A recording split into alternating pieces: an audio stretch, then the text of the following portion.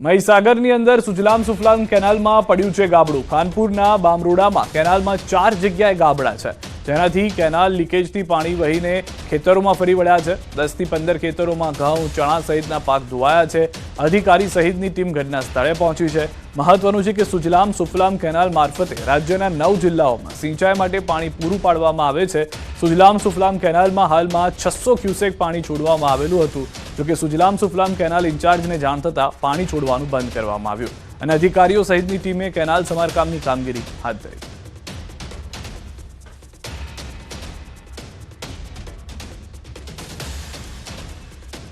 આણંદ જિલ્લામાં તાપમાનનો પારો નીચે આવતા બીમારીઓનું પ્રમાણ સતત વધી રહ્યું છે। શહેરમાં શરદી, ઉધરસ, તાવના કેસો સતત વધી રહ્યા છે, જેને લઈ હોસ્પિટલોમાં પણ દર્દીઓને લાંબી કતારો લાગી છે।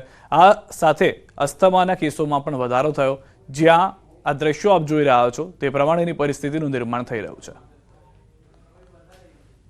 અમારી ઓપીડી 2094 છે, એક અઠવાડિયાની ઓપીડી, જેમાં અમારે 107 દર્દીઓ એક્યુટ રેસ્પિરેટરી ઇન્ફેક્શન વાળા નોંધાયેલા છે। બાળક દર્દીઓની જે 2000ની ઓપીડી છે એમાંથી 700ની ઓપીડી બાળક દર્દીઓની છે અને જે 107 જે કેસ નોંધાયા છે એમાંથી 50 એક્યુરેટ રેસ્પિરેટરીના જે દર્દીઓ છે ઓપીડીમાં નોંધાયેલા એ બાળકોના છે। છોટાઉદેપુરના નસવાડીમાં સામૂહિક આરોગ્ય કેન્દ્રમાં એક સાથે 90 મહિલાઓને ફેમિલી પ્લાનિંગના ઓપરેશન માટે લાવવામાં આવી। આરોગ્ય કેન્દ્રમાં 30 બેડની સુવિધા સામે 90 મહિલાઓને બોલાવાઈ। છોટાઉદેપુર જિલ્લામાં ફેમિલી પ્લાનિંગના ઓપરેશન માટે સર્જન ન હોવાથી નર્મદા જિલ્લામાંથી બોલાવવામાં આવે છે। બીજા જિલ્લામાંથી સર્જન આવતા હોવાથી મહિલાઓને એક સાથે બોલાવવામાં આવે છે અને ઓપરેશન કરવામાં આવે છે। જોકે ઓપરેશન કર્યા બાદ આ મહિલાઓને ક્યાં સુવડાવવામાં આવશે તે સવાલ છે। આદિવાસી વિસ્તારમાં આરોગ્યની સુવિધાઓ કથળી રહી હોવાની સ્થાનિકોની રજૂઆત છે। નસવાડીમાં મોટી હોસ્પિટલમાં બનાવવામાં આવે તેવી પણ માંગ ઉઠી રહી છે કે હોસ્પિટલમાં 30 જ બેડ છે અને 90 જેટલી બહેનોનું ઓપરેશન કરવું છે, તો પ્રશ્ન એ છે કે આ કેવી રીતે બહેનોનું એ કરશે, બરાબર? અને સરકાર પાસે માંગણી એવી છે કે જે બહેનો છે, બરાબર, એમને આ બેડની સુવિધા વધારે। આપણે સર્જન ડૉક્ટર છે તે ગરુડેશ્વરથી આવે છે, બરાબર। આપણા તાલુકામાં કે કોઈ સર્જન ઉપલબ્ધ નથી, એટલે બહારના જિલ્લામાંથી કે તાલુકામાંથી આવે છે અને આપણી હોસ્પિટલ અંદાજિત 30 બેડની છે, બરાબર। તેમ છતાં આપણે પૂરેપૂરી વ્યવસ્થા કરશું કે કોઈને ખાટલો બાકી ના રહે, ગાડલું પણ મળી જાય। પૂરેપૂરી વ્યવસ્થા બહારથી ગાડલા પણ એરેન્જ કરી લીધા છે, એટલે દર્દીને અગવડતા ના પડે એ માટે પૂરું ધ્યાન રાખવામાં આવ્યું છે। આઈઆઈએમ અમદાવાદના વિદ્યાર્થીના અપઘાતની ઘટનામાં મૃતકના પિતાએ માનવ અધિકારના દ્વાર ખટખટાવ્યા છે। ગાંધીનગરમાં માનવ વિદ્યાર્થીના પિતાએ માનવ અધિકાર આયોગમાં કરી છે રજૂઆત। મોતની તપાસમાં આઈઆઈએમ મેનેજમેન્ટ ફેલ ગયું હોવાનું વિદ્યાર્થીના પિતાએ આક્ષેપ કર્યો છે। આઈઆઈએમ મેનેજમેન્ટનું પિતા પર મીડિયા સાથે વાતચીત નહીં કરવાનો દબાણનો આરોપ મૂક્યો। વિદ્યાર્થીના પરિવારજનોને સમગ્ર કેસની પોલીસ તપાસ બાબતે અસંતોષ વ્યક્ત કર્યો। મોત મામલે નિવૃત્ત જજ દ્વારા યોગ્ય તપાસ કરવા વિદ્યાર્થીના પરિવારજનોની માંગ ઉઠી છે। स्टार्टिंग पहले दिन से जो बोल रही आज भी वही बोल रही। सर पुलिस ने प्रॉपर इन्वेस्टिगेशन नहीं किया। मैं रिक्वेस्ट करता हूं सर कि प्रॉपर इन्वेस्टिगेशन मेरे सामने होना चाहिए और इन्वेस्टिगेशन मेरी मांग है, इन्वेस्टिगेशन जो रिटायर्ड जज से होना चाहिए। તો જે રીતે હાલમાં આપ સાંભળી રહ્યા છો તેઓનું સ્પષ્ટ કહેવું છે કે જે મેનેજમેન્ટ છે તે મેનેજમેન્ટ તરફથી પણ તેઓ સહકાર નથી મળી રહ્યો। બીજી તરફ પોલીસ તરફથી જે તપાસ કરવામાં આવી છે તે સંતોષકારક તપાસ નથી, તેમાં તેઓને કંઈક શંકાસ્પદ હોય તેવું વ્યક્ત કરવામાં આવ્યું છે। જામનગર મહાનગરપાલિકાની સામાન્ય સભા મળી। કુંવરબાઈ જૈન ધર્મશાળા ખાતે જેએમસીની સામાન્ય સભા મળી હતી। મેયર વિનોદ ખીમસુરિયાના અધ્યક્ષસ્થાને સભા મળી હતી। સભામાં મહાનગરપાલિકાના ઓડિટ શાખા તેમજ જુદી જુદી શાખાઓ માટે ભરતીના નિયમો મંજૂર કરાયા। તો બીજી તરફ પ્રશ્નોત્તરીમાં વિપક્ષના નગરસેવકો દ્વારા કામોમાં ગેરરીતિ અને પક્ષપાતના આક્ષેપો કરવામાં આવ્યા। બોર્ડમાં કોઈ પણ જાતનો સંતોષકારક જવાબ મળતો નથી। ક્યાંક ને ક્યાંક આ લોકો ખાલી વાતો કરે છે અને કાગળ ઉપર કામ કરે છે, બાકી આરે જ્યારે કામ કરવાની વાતો આવે છે ત્યારે બોર્ડમાં કહી દઈશું જોઈ લેશું થઈ જશે। એટલે અમે આ બોર્ડમાં જે કોઈ પણ ચર્ચા થઈ એ ચર્ચા અમને લાગતું નથી કે લોકો કોઈ પણ એમાં કામ કરશે। જામનગર મહાનગરપાલિકાના તારીખ 12/12/2024 આ જનરલ બોર્ડની બોર્ડમાં સ્ટેન્ડિંગ સમિતિના ઠરાવ 821 તથા 28/11/2024ના ભલામણ અન્વયે ઓડિટ શાખાની જુદી જુદી જગ્યા માટેની એસ્ટિમેટ રૂલ મંજૂર કરવામાં આવેલ છે। તો ભરતીના નિયમો મંજૂર કરાયા છે, પરંતુ હાલમાં વાદ વિવાદ જે છે તે જોવા મળી રહ્યો છે। સામાન્ય સભા જે છે તે હંગામેદાર થઈ હતી। જામકંડોરણાના સનાળા ગામે ખેત મજૂરી કરતા શ્રમિક પરિવારના સભ્યોએ ઝેરી દવા જે હતી તે ગટગટાવી ગઈ અને મોતને વહાલું કર્યું છે। પતિએ પત્નીને કામ બાબતે સામાન્ય ઠપકો આપતા પત્નીએ સંતાનો સાથે ઝેરી દવા પીતા ત્રણેયના મોત થયા। પરિવારના અન્ય સભ્યો કામ પરથી પરત આવતા રૂમનો દરવાજો ખખડાવ્યો હતો, પરંતુ સામેથી દરવાજો ન ખોલતા દરવાજો તોડી ઘરમાં પ્રવેશ કર્યો। પ્રવેશ કરતા જ ઘરમાં ત્રણેય સભ્યોના મોત થયા હોવાનું જાણવા મળ્યું। મૃતક મહિલા 36 વર્ષની છે, જેમને તેમની 5 વર્ષીય અને 6 વર્ષીય દીકરીઓ સાથે ઝેરી દવા ગટગટાવી મોત નીપજ્યું છે। પોલીસે આ મામલે આગળની કાર્યવાહી હાથ ધરી છે। અલગ અલગ જગ્યાઓ પર એનઆઈએની ટીમે દરોડા પાડવાની કાર્યવાહી હાથ ધરી છે। અમદાવાદના સાણંદના ચેખલા ગામમાં એનઆઈએના દરોડા। ચેખલા ગામમાં વેપારી આદિલને ત્યાં એનઆઈએની ટીમે દરોડાની કાર્યવાહી હાથ ધરી છે। આતંકી સંગઠન જૈશ એ મોહમ્મદ સાથે સંપર્કમાં હોવાની શંકાએ આ તપાસ કરવામાં આવી। ગઈકાલે રાત્રે એનઆઈએની ટીમે દરોડા પાડ્યા હતા। વેપારી આદિલ મદ્રેસામાં કામ કરતો હતો। આદિલ ચેખલાની મદ્રેસામાં ટીચર છે।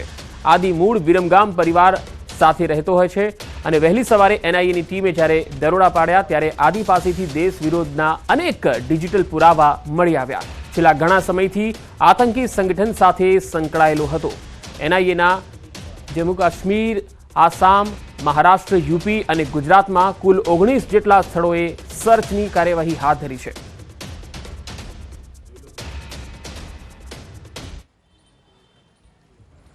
એનઆઈએ દ્વારા દેશભરના વિવિધ જગ્યાએ સર્ચ ઓપરેશન કરવામાં આવ્યું હતું, જે અંતર્ગત દેશના 19 સ્થળોએ સર્ચ ઓપરેશન કરાયું હતું।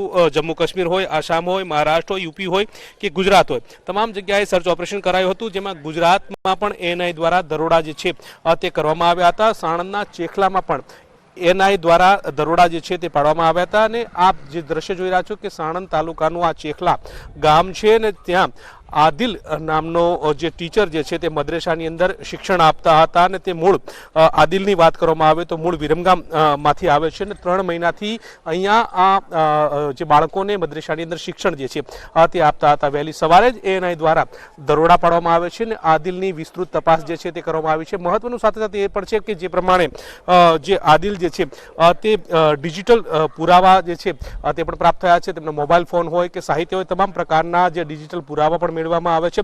છેલ્લા ઘણા સમયથી આતંકી સંગઠન સાથે સંકળાયેલો હોવાની બાબતો જે છે તે પ્રાપ્ત થઈ હતી ને તેને લઈ અને એનઆઈ દ્વારા આ જે તપાસ પ્રક્રિયા જે છે હાથ ધરવામાં આવી હતી ને તમામ પુરાવા સાથે વધુ તપાસ જે છે તે એનઆઈ દ્વારા સર્ચ ઓપરેશન કરવામાં આવી રહી છે। કેમેરામેન અમિત શર્મા સાથે ગૌતમ શ્રીમાળી, ન્યૂઝ 18 ગુજરાતી, સાણંદ। સમગ્ર દેશમાં શરૂ થશે કેશલેસ ટ્રીટમેન્ટ યોજના। 3 મહિનામાં સમગ્ર દેશમાં શરૂ થઈ જશે આ યોજના। રોડ અકસ્માતમાં મોતના બનાવોને રોકવાનો પ્રયાસ। રોડ અકસ્માતની સ્થિતિમાં 1.5 લાખ સુધી કેશલેસ ટ્રીટમેન્ટ આપવાની યોજના છે। આજે લોકસભામાં પૂછાયેલા એક સવાલ પર કેન્દ્રીય રોડ અને પરિવહન મંત્રી નીતિન ગડકરીએ નિવેદન આપ્યું। ગડકરીએ કહ્યું કે પાછલા એક વર્ષમાં 1,72,890 લોકોના મોત રોડ અકસ્માતથી થયા। એક રિપોર્ટ પ્રમાણે 30% લોકોના મોત તાત્કાલિક સારવારના અભાવે થયા હોવાનું ખુલ્યું છે। આ યોજનાનો પાયલટ પ્રોજેક્ટ હાલ 6 રાજ્યોમાં લાગુ છે। આવતા મહિનામાં ઉત્તર પ્રદેશમાં લાગુ થશે, જે બાદ 3 મહિનામાં સમગ્ર દેશમાં લાગુ થશે।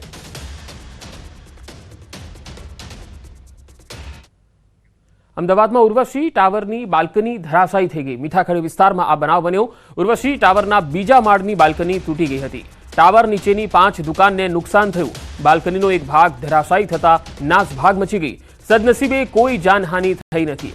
ફાયર અને એસ્ટેટ ખાતાની ટીમે ઘટના સ્થળે પહોંચી હતી અને હાલ સમગ્ર સ્થિતિ કાબુ હેઠળ છે। સુરતના ભેસ્તાન વિસ્તારમાં પોલીસે આરોપીઓનું સરઘસ કાઢ્યું। પોલીસે 4 રીઢા ગુનેગારોનું જાહેરમાં સરઘસ કાઢ્યું। આરોપીઓ રોફ જમાવવા લોકો પર હુમલા કરતા। આ શખ્સો ગુનાહિત ઇતિહાસ ધરાવતા હોવાનું પણ તપાસમાં ખુલાસો થયો છે। પોલીસની સરભરાથી આરોપીઓને ચાલવામાં ફાંફા પડી ગયા।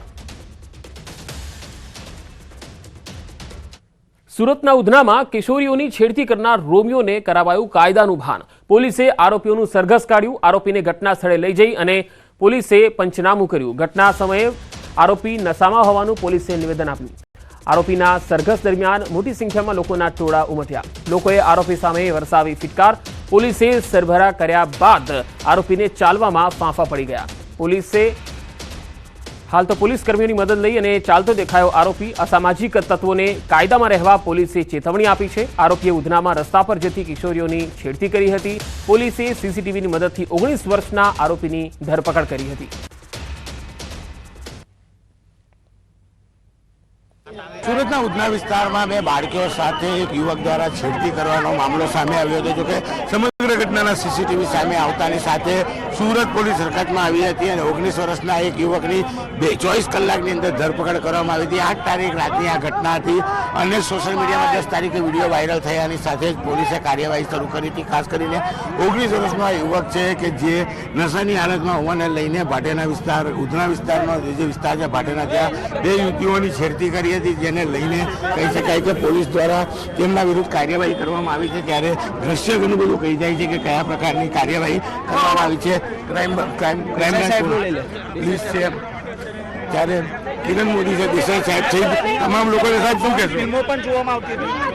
એ હજુ તપાસ ચાલુ છે અને અમે એ જ તપાસ કરી રહ્યા છે કે આરોપીએ જે આ પ્રકારનું કૃત્ય કર્યું છે એ કેવા કારણોસર કર્યું છે, કેમ કર્યું છે, એની તપાસ ચાલી રહી છે.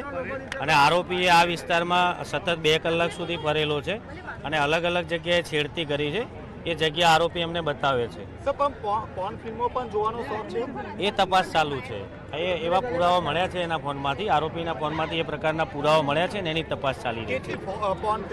એ FSLમાં મોકલી આપીશું ને FSLનો રિપોર્ટ આવે ત્યારે ખબર પડશે. એક જ જગ્યા પર બે બાળકી કિશોરીઓની છેડતીને લઈને વિડીયો વાયરલ થયો હતો. જો કે પોલીસે આ મામલે તપાસ શરૂ કરી હતી અને કહી શકાય કે 24 કલાકમાં જ આરોપીની ધરપકડ કરવામાં આવી છે. હાલ જે જગ્યા પર બનાવ બન્યો હતો તેની નજીકના વિસ્તારમાં અને અન્ય જ્યાં જ્યાં આ કિશોર આરોપી દ્વારા કિશોરીઓની છેડતી કરવામાં આવી છે તેનું ઘટના સ્થળનું પંચનામું અથવા તો કે આરોપીનું સરઘસ કાઢી આરોપીઓને ચેતવણી આપવામાં આવી છે કે કાયદામાં રહેશો તો જ ફાયદામાં રહેશો. કારણ કે સતત સુરત પોલીસ દ્વારા આ પ્રકારે આરોપીઓના સરઘસ કાઢી અન્ય આરોપીઓને ચેતવણી આપવામાં આવી રહી છે. કેમેરામેન ભરત બ્રહ્મભટ્ટ સાથે કીર્તેશ પટેલ, ન્યૂઝ 18 ગુજરાતી, સુરત.